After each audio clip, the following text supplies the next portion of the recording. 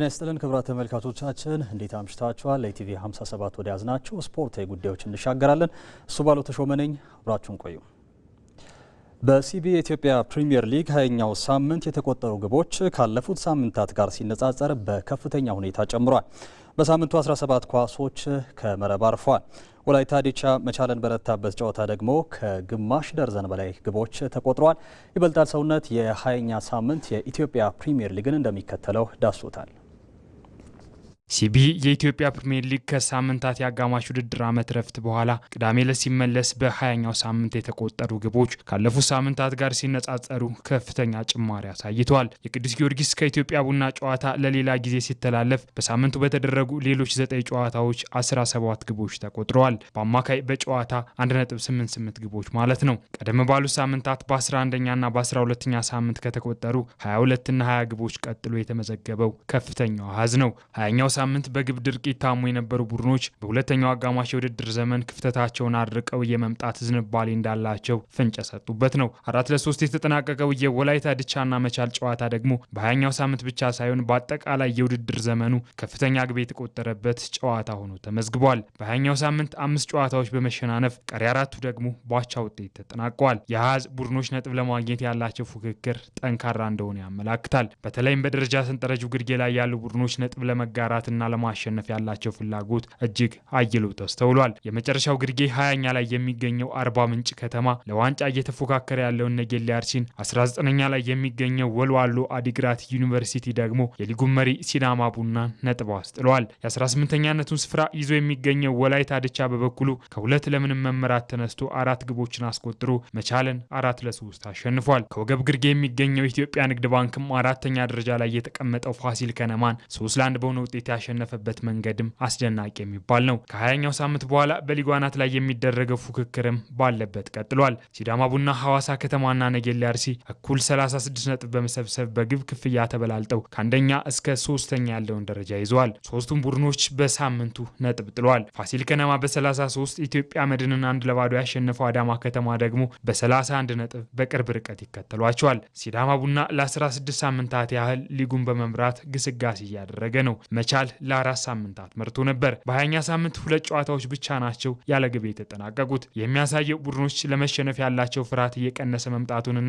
ማጥቃት ላይ ትኩረት ማድረጋቸውን ነው። በተለይም ወላይታ ድቻ በመጀመሪያዎቹ ሳምንታት ተከታታይ ነጥቦችን ሲጥል የነበረ ቢሆንም በ20ኛው ሳምንት መቻልን 4-3 ማሸነፉ ትልቅ የማጥቃት መነቃቃት እንዳሳየ ማሳያ ነው። ላለመውረድ የሚደረገው ፉክክርም አናት ላይ ካለው ባልተናነሰ እያየለ መጥቷል። አርባ ምንጭ ከተማ በ13 ነጥብ፣ ወልዋሎ አዲግራት ዩኒቨርሲቲ በ18 ነጥብ፣ ወላይታ ድቻ በ19 ነጥብ እንዲሁም ኢትዮጵያ መድን በ20 ነጥብ በደረጃ ሰንጠረዡ ግርጌ ላይ ሆነው ከወራጅ ቀጠናው ለመውጣት ፉክክር እያደረጉ ያሉ 4 ቡድኖች ናቸው። ሸገር ከተማ፣ መቀሌ ሰባ እንደርታ እንዲሁም ኢትዮጵያ ቡና ደግሞ ከወራጅ ቀጠናው በ2 እና በ3 ነጥብ ርቀው የሚገኙ ስጋት የተደቀነባቸው ቡድኖች ናቸው። ከፍተኛ ግባግቢነቱን አዲስ ግዳይ ከኢትዮጵያ ንግድ ባንክ፣ አቤል ያለው ከቅዱስ ጊዮርጊስ እንዲሁም ታምራት እያሱ ከፋሲል ከነማ በኩል 8 ግቦች ሲመሩ ጌታነህ ከበደ ከሐዋሳ ከተማ በ7፣ መሐመድ አበራ ከመቻል በ6 ይከተላሉ። የሲቢኤ ኢትዮጵያ ፕሪሚየር ሊግ የ21ኛ ሳምንት መርሃ ግብር በቅዱስ ጊዮርጊስ ከኢትዮጵያ መድን ጨዋታ ነገ ጅማሮን ያደርጋል። በኢትዮጵያ ከ20 ዓመት በታች ፕሪሚየር ሊግ ሀዲያ ሆሳዕናና ወላይታ ዲቻ ተጋጣሚዎቻቸውን አሸነፉ። ዛሬ ረፋድ ላይ በተደረገ የ3ኛ ሳምንት የ2ኛ ቀን ጨዋታ ፋሲል ከነማን የገጠመው ሀዲያ ሆሳዕና 4-0 በሆነ ውጤት ረቷል። ለሀዲያ ሆሳዕና በረከት ሽፈራው 2 ግብ ሲያስቆጠር ጴጥሮስ ተሾመና ኢያሱ ሰላሙ ተጨማሪ ግብ አክሏል። ከሰዓት በተደረገ ጨዋታ ደግሞ ወላይታ ዲቻ ጥሩነሽ ዲባባ አካዳሚን 3-0 አሸንፏል። ወላይታ ዲቻ ሰላም ሰው ኢጫ 2 ግቦችን ሲያስቆጥር ተቀባ ተርፌ ቀሪዋን ግብ ከመረብ አገናኝቷል። የኢትዮጵያ እግር ኳስ ፌዴሬሽን የ2017 ኮከቦች ሽልማት በአሁኑ ሰዓት የተካሄደ ይገኛል። በ2017 ፌዴሬሽኑ በሚያስተዳድራቸው 5 የሊግ ውድድሮች ላይ ጥሩ ብቃት ላሳዩ ተጫዋቾች፣ አሰልጣኞችና ዳኞች እውቅናን በመስጠት ላይ ይገኛል። ሽልማቱ በኢትዮጵያ ሴቶች ፕሪሚየር ሊግ፣ ሴቶች ከፍተኛ ሊግ፣ የኢትዮጵያ ወንዶች ሊግ፣ የኢትዮጵያ አንደኛ ሊግና ከ20 ዓመት በታች ሊጎች ላይ ለተመረጡ ኮከቦች የተሰጠ ይገኛል። ከቀናት በፊት ፌዴሬሽኑ የመጨረሻ እጩዎችን ይፋ ማድረጉ ይታወሳል።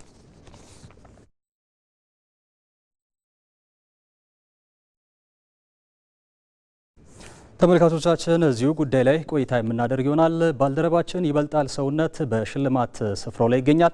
እንዴት አመሸ ይበልጣል? አጠቃላይ ሽልማቱ ስነ ስርዓት ምን ይመስላል? እንዲሁም ደግሞ እነማን ተሸለሙ የሚለውን መረጃ ብታደርስልን።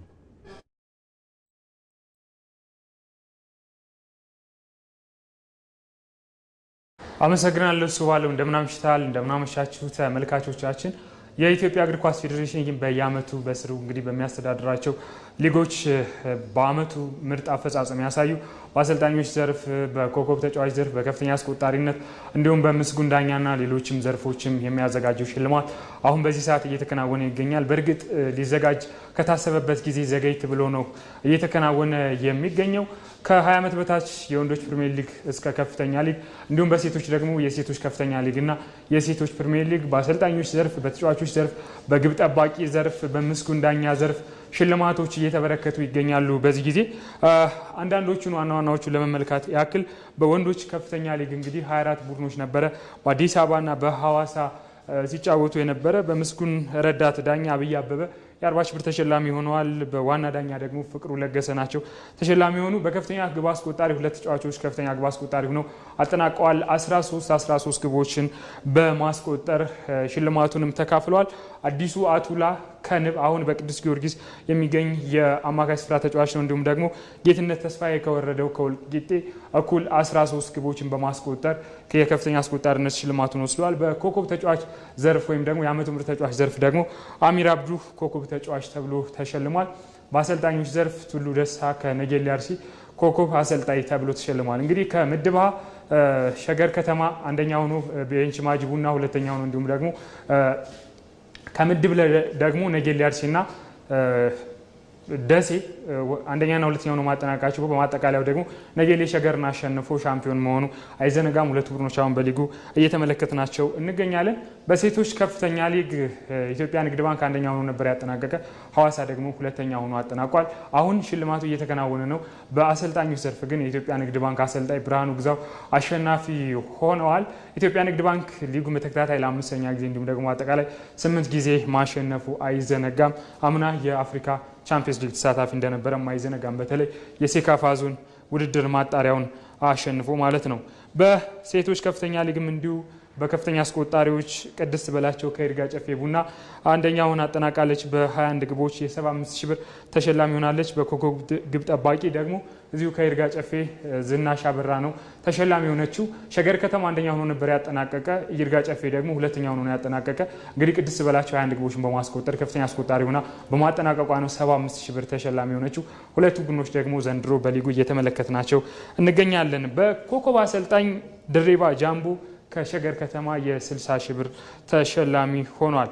ሌሎችም በተለይ በወንዶችም እንዲሁ ከሊግ 1 ጀምሮ እንዲሁም ከ20 ዓመት በታች የኢትዮጵያ ፕሪሚየር ሊግ ጀምሮ ሽልማቶች ተከናውነዋል። በወንዶች ሊግ 1 44 ቡድኖች ነበር የሚሳተፉ። ከ44 ቡድኖች 8 እንግዲህ ዘንድሮ በከፍተኛ ሊግ እየተሳተፉ ይገኛሉ። በምስጉን ረዳት ዳኛ፣ በምስጉን ዋና ዳኛ እንዲሁም ደግሞ በከፍተኛ ግብ አስቆጣሪና በሌሎችም ዘርፎች ሽልማቶች ተበርክተዋል። ከፍተኛ ግብ አስቆጣሪውን 2 ተሸላሚዎች ናቸው ያሸነፉት እኩል 13 ግቦችን በማስቆጠር ሲራጅ ከድር ከሀላባ ሸገር እንዲሁም ኤል ቤተል ሽታዬ ከነገሌ ቦረና እኩል 13 ግቦችን በማስቆጠር የሽልማት መርሃ ግብሩን ተካፋይ ሆነዋል ማለት ነው። የዓመቱ በሌሎችም ከ20 ዓመት በታች ከፍተኛ አስቆጣሪን ስንመለከት አንዋር ሙቀዲስ ከጥሩነሽ ዲባባ 13 ግቦችን አስቆጥሯል። የ35 ሺህ ብር ሽልማት አሸንፏል። የዓመቱ ምርጥ ግብ ጠባቂም እንዲሁ የ20 ሺህ ብር ሽልማት ተሸላሚው ትንሳኤ ማርቆስ ነው ከሲዳማ ቡና። ሲዳማ ቡና የሊጉ አሸናፊ ሆኖ ማጠናቀቁ አይዘነጋም። የዓመቱ ምርጥ አሰልጣኝም እንግዲህ የሲዳማ ቡና አሰልጣኝ አማሃ ዘውዱ ናቸው ሽልማቱን የወሰዱት። በሌሎችም ዘርፎች እንግዲህ ሽልማቶች ተከናውነዋል። እሱ ባለው ሌሎችን ተጨማሪ መረጃዎችን ደግሞ በሌላ የዜና ወጃችን ይዘን የምንመለስ ይሆናል። ለጊዜው የነበረኝ መረጃ ይህንን ይመስላል። አመሰግናለሁ። ባልደረባዬ ይበልጣል ሰውነት ስላደረስከን መረጃ ከልብ እናመሰግናለን። ተመልካቾቻችን በመጨረሻ ወደምንመለከተው ጉዳያችን እናልፋለን። በአውሮፓ ሻምፒዮንስ ሊግ 16ቱ ለመቀላቀል በሚደረገው ተጠባቂ የመልስ ጨዋታዎች ኢንተር ሚላን ቦዶ ግሊምትን ዛሬ ምሽት ይገጥማል። ኖርዌይ ላይ 3-1 የተሸነፉት ኖራ ዙሪዎች ወደ ቀጣይ ዙር ለማለፍ ከባድ የቤት ስራም ይጠብቃቸዋል። በሌሎች መርሃ ግብሮች አትሌቲኮ ማድሪድ ከክለብ ብሩዥ፣ ኒውካስል ዩናይትድ ከካራባግ የሚጫወቱ ይሆናል። ተመልካቾች ለኢቲቪ 57 የያዝናቸው ስፖርታዊ ጉዳዮች ይመስሉ ነበር። አብራችሁን ቆይታ ስላደረጋችሁ ከልብ እናመሰግናለን። በያላችሁበት መልካም ምሽት።